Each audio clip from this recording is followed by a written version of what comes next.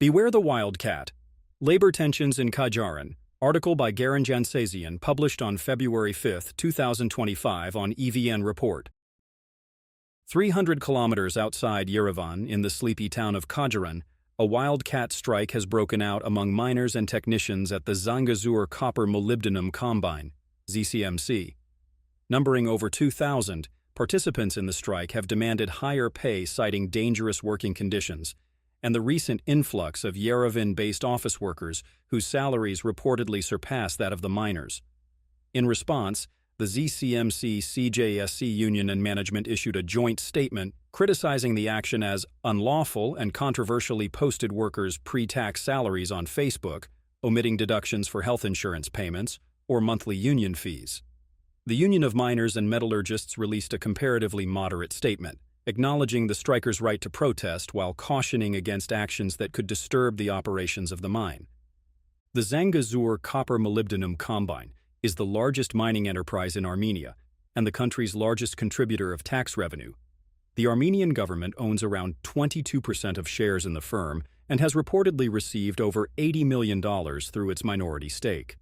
The strike is yet another entry in a growing list of controversies surrounding the mine's operations, which include environmental degradation and a $1.2 billion arbitration over a dispute between the nebulous web of owners, including Roman Trotsenko, a reputed oligarch whose business holdings were flagged by the State Department over Russia's invasion of Ukraine. Last year, the general director of the mine boasted of an expected increase of production in the mine. While a protracted labor dispute threatens to be a costly affair for shareholders, Armenian law heavily favors employers. The limits of legality. A recent addendum to Armenia's labor code stipulates workers require 50% of all employees' approval to declare a strike, down from the previous 2/3.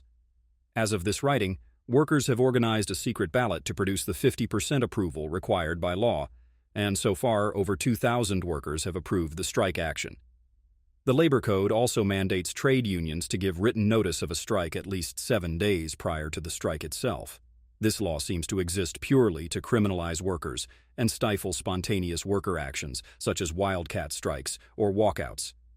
Important tools in an environment where serious power imbalances shape employee-employer relations. While traditional strikes serve as coordinated responses to intolerable working conditions and managerial neglect, wildcat strikes emerge spontaneously, without union approval or extensive planning. Therefore, if the law threatens to curb the self-organized activity of the workers, or if union representation has refused to back their activity, as demonstrated in the aforementioned statements of the ZCMC union, then breaking such a law becomes not just an act of defiance, but a necessity in the fight for fair labor rights. However, the same exploitive legal framework was used to crush a wildcat strike by bus drivers last December. The strike, which materialized on the eve of the implementation of Yerevan's widely criticized transportation payment overhaul, was swiftly suppressed.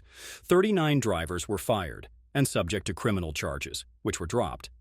From the onset of the strike, city officials wasted no time accusing the drivers of blackmail for their demands, labeled strikers saboteurs, and implied their actions mask a real concern for the new payment reforms, which stipulate drivers cannot handle cash to discourage supposed skimming.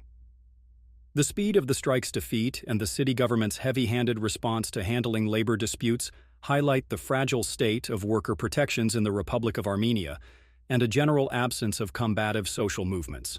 The lack of reticence in city officials' trigger finger with regards to labor disputes could spell trouble for the miners, mechanics, and technicians in Kajaran. An injury to one is an injury to all. If we take the resolution of the bus drivers' strike in December into consideration, mass firings, and by consequence, the threat of homelessness and destitution, are a direct expression of the domination of one class over the other. In other words, terms like entrepreneurship and innovation, so obnoxiously harped upon in every discussion about economic development by tech evangelists and bourgeois economists, mystify the utility of force in the accumulation of wealth and production of groundbreaking technologies. Workers in Kajaran already face down the threat of replacement, for example. These threats are not simply the bombastic remarks of a tyrannical manager or indifferent shareholder. They are part of a wider, subtle configuration of social violence employed to enforce the kind of workplace discipline necessary for record levels of production and the preservation of unequal social relations which exist in Armenia. To some, a miners' strike might appear to be an anachronism, a relic which belongs to some bygone era in which children were mutilated by factory machinery and hired goons bashed the heads of outspoken workers. Reportedly the largest strike in Kajaran in 70 years, this movement demands closer attention. Besides being a major boon to the regional economy, the Zangezur Copper-Molybdenum Combine represents a confluence of serious threats confronting Armenians, particularly severe environmental destruction. The strike could be a flashpoint in a country where worker protections are weak and regulatory safeguards against corporate and government misconduct remain inadequate. Nonetheless, these contradictions will require more than stringent regulations or the occasional fine levied against corporations. Perhaps the miners of Kajaran, in the bowels of the earth, have found an element undiscoverable in the stuffy halls of the National Assembly and nonprofit boardrooms: solidarity. In any case, the events in Kajaran should not be hijacked to serve the interest of opposition machinations or diaspora commentators for clickbait. Rather, the strike could be a catalyst for independent political activity outside the grasp of establishment institutions, and a reminder of the potency mass collective action holds in actualizing transformational social change.